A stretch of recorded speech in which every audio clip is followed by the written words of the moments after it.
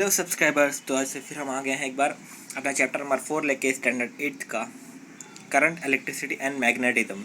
कि जैसे कि आप जानते हो, मैं आपको एक रिवीजन टाइप पूरा गो थ्रू कराता हूँ, पूरा है ना, कंप्लीट रिवीजन देता हूँ चैप्टर का, और साथ में क्वेश्चन आंसर भी आपको मिल जाते हैं। तो सिर्फ आपको क्वेश्चन आंसर राइट करना है, तो आप फटाफट से पॉज करके उसको राइट करते रहो। और इफ़ अगर आपको टेस्ट वगैरह के लिए प्रिपेयर करना है तो आप अच्छे से उसको सुन लो, आपको फिर पढ़ने की ज़रूरत नहीं पड़ेगी। और अभी तक अगर चैनल को सब्सक्राइब नहीं किया तो प्लीज़ प्लीज़ सब्सक्राइब कर लो। तो टाइम वेस्ट करते बिना हम चलेंगे आगे। Fill in the blanks. Water in the water flow from higher level to lower level. जो वाटर फ्लो है वो higher level to lower level आता है, तो उसको क्या बोलते हैं? मतलब ये फिल इन द ब्लैंक्स है, तो उसको बोलते हैं पोटेंशियल डिफरेंस। जब भी कोई चीज़ का पोटेंशियल डिफरेंस समझ लो एक हाइट डिफरेंस है, ठीक है। अगर जब भी वाटर अगर दो जगह से अपनी जगह प्लेस चेंज करेगा, ज़रूरी सी बात है कोई एक प्लेस पे वो हाई डिफरेंस पे रहेगा, और कोई जैसे आपकी एक अपर टाकी में हाई वाटर रहता है और लोअर की घर की टाकी में लोअर पे रहता है, तो ऊपर से नीचे आता है क्योंकि दोनों के बीच में हाइट का डिफरेंस है। नेक्स्ट क्वेश्चन है, in an electric circuit electron flow from dash point of dash potential to lower potential. Means इसका आंसर भी यही है, हायर पोटेंशियल। तो जो इलेक्ट्रॉन है ना, वो भी पानी की तरह ही है, वो कभी भी हाई से लो की तरफ ही आएगा। मतलब जहाँ पर ऊंचाई पे रखा जाएगा, ऊंचाई से वो नीचे की तरफ आएगा। तो आंसर होगा high potential to low potential ही मूव करेगा आपका, हायर टू लोअर। कभी भी आप नीचे से गिर के ऊपर नहीं आते हो, कभी भी ऊपर से गिर के नीचे आते हो, तो सेम एज यूजुअल वैसे ही है। The difference between the electrostatic potential of the positive end of an electrical cell is the dash of the cell।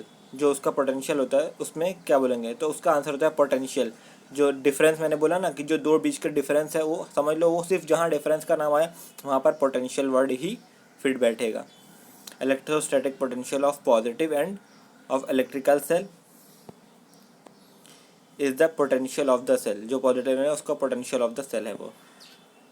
Last है, three electrical cell of potential difference 1.5 volt each have been connected as a battery. The potential difference of the battery will be. अब तीन cell है तो तीनों का potential difference क्या होगा? तो तीन टाकी है, तीनों टाकी में कितना पानी होगा? तो जाहिर सी बात है आप ऐड कर दोगे ना, तो 1.5 1.5 1.5 यानी तीनों को ऐड कर दिया, आपका आंसर आ गया 4.5।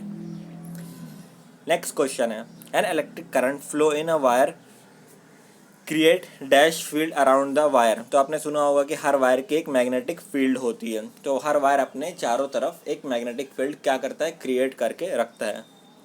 तो आपका हो गया fill in the blanks complete. अब चलते हैं नेक्स्ट क्वेश्चन की तरफ। क्वेश्चन नंबर 2 है, A battery is to be form by joining three dry cell with the connecting wire. How will you connect the wire by drawing diagram. अब आपको तीन battery को एक साथ कनेक्ट करना है, तो उसको आपको वायर डायग्राम बनाना है। तो वायर डायग्राम आपने अगर देखा होगा अपनी बुक्स में तो ठीक है, नहीं देखा तो वायर डायग्राम ऐसा होता है।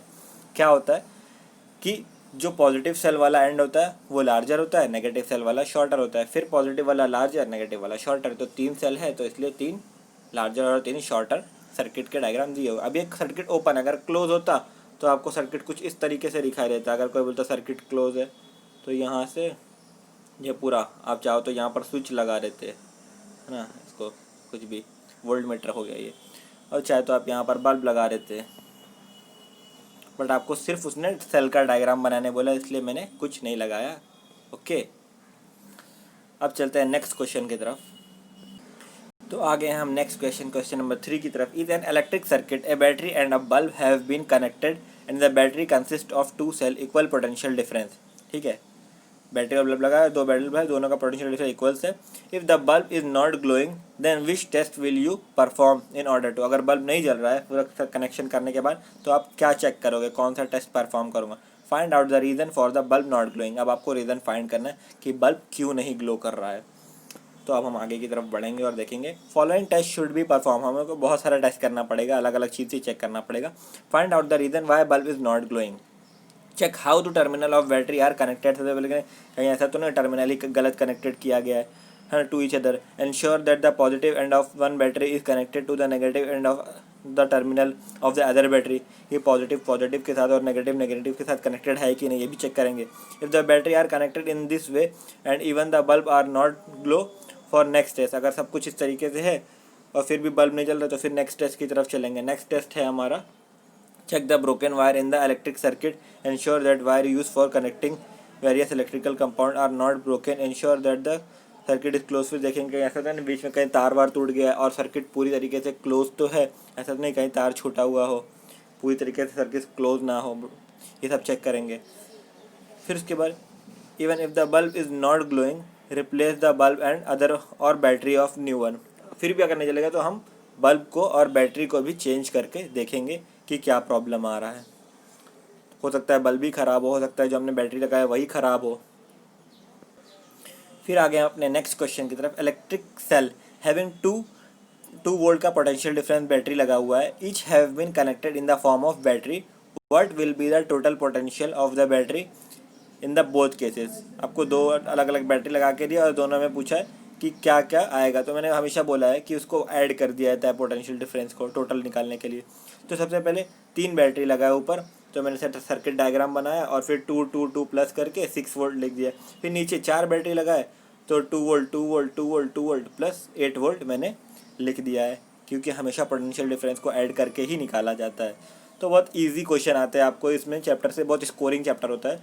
अगर इसका क्वेश्चन आ गया एग्जाम में या टेस्ट में तो आपको फुल टू फुल मार्क्स मिल ही जाते हैं, क्योंकि कई बार तो सिर्फ ये नॉर्मल डायग्राम बनाने बोलता है और डायग्राम पे ही अच्छे मार्क्स देता है, या तो फिर एक्सप्लेन करने थोड़ा सा बोलता है। देखो ना कितना इजी एक्सप्लेनेशन है कि आप अपने घर के डेली लाइफ से भी एग्जाम्पल ले सकते हो। तो फिर हम आ गए आपके क्वेश्चन लास्ट क्वेश्चन की तरफ। नेक्स्ट है और लास्ट क्वेश्चन है और थोड़ा सा बड़ा है, बट इसमें क्या होता है आपको थोड़ा थोड़ा ही लिखना होता है, बस अपने मन से भी अगर आप लिखते रहे ना तो ये 4-5 मार्क के लिए आता है, लेकिन मार्क्स भर भर के मिलता है। देखो क्या करना है आपको, मैं बता देता हूँ। Describe the construction of working and usefulness of the dry cell with the help of diagram. Diagram के हेल्प से इसको कंस्ट्रक्शन करना है और कैसे यूजफुल होता है ये बताना है आपको। तो डायग्राम देख लो पहले, एकदम सुंदर सा डायग्राम है ये। तो डायग्राम ही बना दिया तो समझ लो 2 मार्क्स तो पहले मिल जाते हैं। और डायग्राम देख लो, कुछ करना नहीं है, 2-3 नेमिंग वेमिंग करना है ना। जो ऊपर होता है उसको जिंक कंटेन बोलते हैं, फिर उसके बाद जो अंदर की रॉड होती है इसको पोरस फॉस्फोरस लाइनिंग बोलते हैं, फिर उसके बाद जो अंदर वो ये दिख रहा है ब्लैक कलर का रॉड दिख रहा है पतला वाला, उसको ग्रेफाइट रॉड बोलते हैं। फिर जो वाइट वाइट पोर्शन दिख रहा है रॉड के और उसके बीच में, उसको MnO2+C का वो पेस्ट होता है, वहाँ पर लिक्विड टाइप होता है। फिर लास्ट में ये जो ब्लैक कलर का दिख रहा है पूरा है ना, ग्रे ब्लैक, उसको paste of NH2Cl plus zinc chloride और सोडियम क्लोराइड बोलते हैं। तो इस तरीके से ये पूरा आपको कंस्ट्रक्शन देख लो। फिर देखेंगे the cell consist of following outer metal covering, it is made up of zinc. जैसे मैंने बताया ना कि जो अभी तक मैं आपको ये बकवास कर रहा था, आपको लग रहा था मैं बकवास कर रहा हूँ, बट नहीं, जो जो डायग्राम में ना बस वही वही लिखना है आपको कि हाँ डायग्राम में ऐसा ऐसा दिख रहा है कि जो आउटर कवरिंग है वो जिंक से बना, जिंक मेटल से। और फिर जो एक नेगेटिव टर्मिनल है उसमें, फिर इलेक्ट्रिक इनसाइड द जिंक जो है metal, there electric field between the 2 layer, electric is wet bulb of the zinc chloride, है ना, जो अंदर के बीच में वो जिंक क्लोराइड भरा है। फिर उसके बाद में नीचे और है अमोनियम क्लोराइड भरा है। It is a charge carrier of electrical as contain negative charge of positive charge. ये ना नेगेटिव चार्ज और पॉजिटिव चार्ज कंटेन करके रखता है। मेटल रॉड है इसके अंदर, there is a graphite rod, मैंने बोला था अंदर ग्रेफाइट रॉड है ब्लैक कलर की। कहाँ पे है? सेंटर में है। Cell it is surrounded by the paste of magnesium dichloride, मैंने बोला था MnO2 का एक पेस्ट भी भरा हुआ है ग्रे ग्रे कलर का। आपको बस डायग्राम अपने माइंड में इमेज कर लिया और वो जो जो है वही भर दिया। हाँ डायग्राम में ये है, डायग्राम है। It act as the positive terminal of the cell, जो MnO2 है वो पॉजिटिव टर्मिनल जैसा बिहेव करता है। फिर वर्किंग क्या है, इसका काम कैसे करता है। Chemical reaction take place between the 2 electrolyte, zinc container and graphite rod, दोनों के बीच में इलेक्ट्रिकल कॉन्टैक्ट होता है। Because of this electric charge is produce on the 2 terminal, और इस वजह से इलेक्ट्रिक चार्ज टर्मिनल प्रोड्यूस होता है। Electric current flow in the circuit, और करंट फ्लो होता है सर्किट के अंदर। यूजफुल ऑफ ड्राई सेल क्या है, they are bendy and portable, they are bendy और portable है। and the life of the dry cell longer than the liquid cell, हम इसका लाइफ जो है लॉन्गर होता है, आप रख सकते हो। Dry cell can be use in a torch, है ना, TV एटसेट्रा जगह पे हम यूज़ करते हैं। ठीक है, ये पार्ट जो आपका दिया है जो मैंने अंडरलाइन किया उसको बोलते हैं हैंडी, है ना। हैंडी, जैसे हैंडी कैम होता है ना कि आप कहीं भी ले आके उसको हैंड में यूज़ कर सकते हो, उसी तरह इसको हैंडी बोला जाता है कि ये इतना मतलब इजी टू यूज़ होता है कि इसको कहीं भी ले जाके आप यूज़ कर सकते हो ड्राई सेल को। तो ठीक है, आपका ये चैप्टर हो गया कंप्लीट। नेक्स्ट चैप्टर आप कौन सा चाहते हो प्लीज़ कमेंट करो, और अपना स्टैंडर्ड भी कमेंट करना ना कि आप कौन से स्टैंडर्ड में हो। चैप्टर का नाम करो, अगर उसका एक्सप्लेनेशन चाहिए तो आगे एक्सप्लेनेशन लिखो। एंड क्वेश्चन आंसर चाहिए तो चैप्टर का नाम लिखने के बाद उसका क्वेश्चन आंसर लिख दो, उसके आगे Q&A। मैं जितना जल्दी हो सकेगा उसको अपलोड करूँगा। और प्लीज़ लाइक एंड सब्सक्राइब करना मत भूलना। और हाँ, जिसको लगे ज़रूरत है उसको शेयर भी कर देना यार। तो ठीक है, मिलते हैं फिर नेक्स्ट लेक्चर में। Bye bye. बहुत बहुत थैंक यू आप लोगों का अभी तक मेरे लेक्चर को सपोर्ट करने के लिए, और मुझे होप है कि आप आगे भी सपोर्ट करते रहोगे। और अगर मेरे से कुछ गलतियाँ हो रही हैं तो आप मुझे बताओगे ताकि मैं अपनी गलतियाँ सुधार लूँ। Thank you once again.